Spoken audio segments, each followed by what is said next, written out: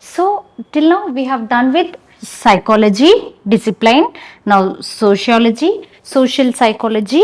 Now we are dealing with anthropology. What is anthropology? Anthropology is a subject how it contributes to the organization behavior. So generally, although anthropology is a subject, is a study of human beings based upon the human physical characteristics and also the environment in which they live or culture, how they came up from the cultural characteristics will be discussed in the anthropology. Is a study of human beings based upon the physical characteristics of the people, of the individuals, and also the culture and the environment. So how far it contributes to organization behavior. To discuss about anthropology's contribution towards organization behavior, I can say that the first and foremost thing is organization culture. Organization culture.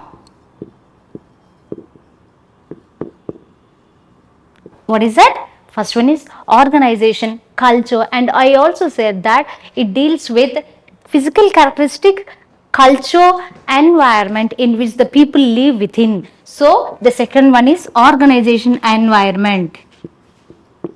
So the second one is organization environment. These are the two important concepts that are dealt with organization behavior. This is the contribution of anthropology dealing with respect to organization behavior. The organization is, so I can say that anthropology can also deal with comparative values, comparative attitudes of the people. What is that? Comparative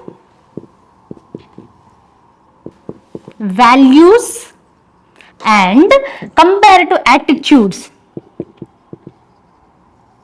So the anthropology deals with organization culture in which the people follow, the people in which they are in, and or organization environment in which the people are, which organization environment means which includes the working conditions and how the people are treated in the organization, and all these things will be studied through anthropology. It also deals with comparative values and attitudes. Comparative attitudes, how they are dealing, how they are behaving, how the employees are behaving at the workplace and at the outside, how the people are behaving with the supervisor and with its subordinates, at the, how they this helps to analyze the behavior of the individual at the workplace, which is very, very important.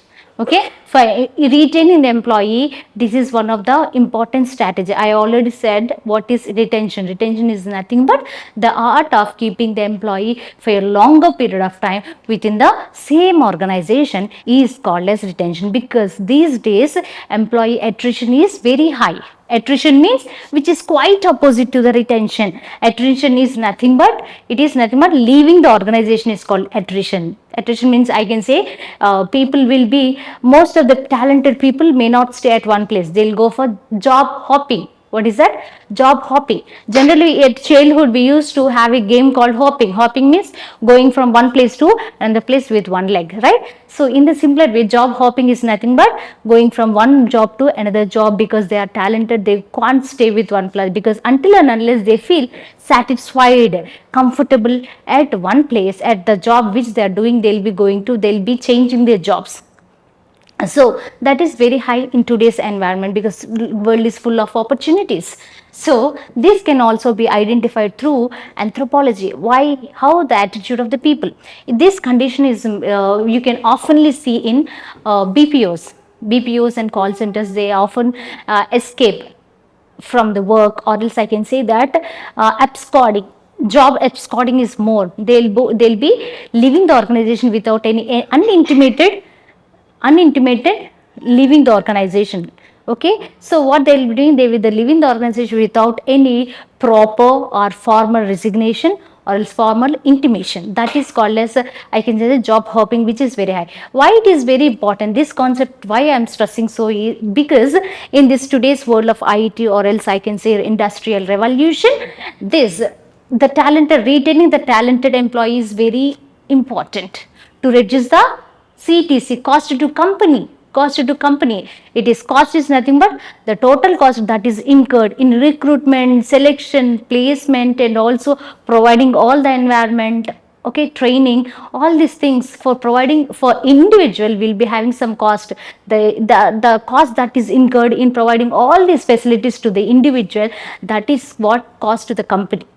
If you can reduce the cost, then you can have dividend or else profit.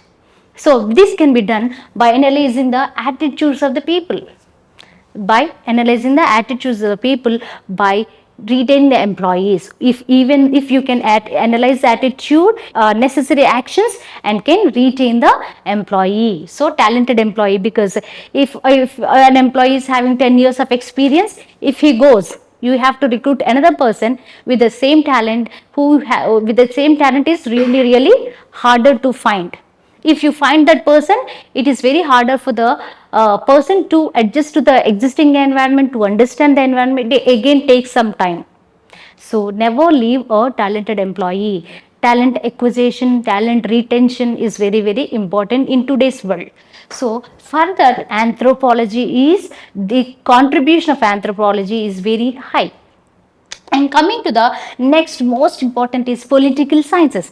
Everywhere, even in your life, the political science plays a very crucial role. Why I am saying that political science is playing a very crucial role? Because everything, human life, because we are having the senses, whoever having the senses will be having conflict, will have complexities, different types of complexities, either superiority complexity or else inferiority complexity, something which may lead to differences between the people in terms of behavior, in terms of communication, or something that may lead to conflict.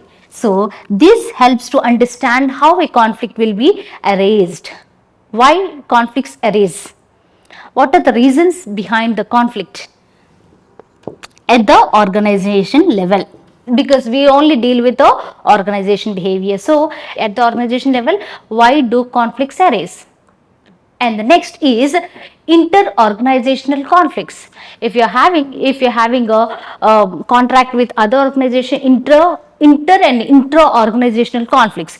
So inter-organization means within the organization. Intra and inter means two or more organizations having relation with two or more organizations is called as inter-organization conflict. And if you have intra means within the organization, maybe departmental conflict,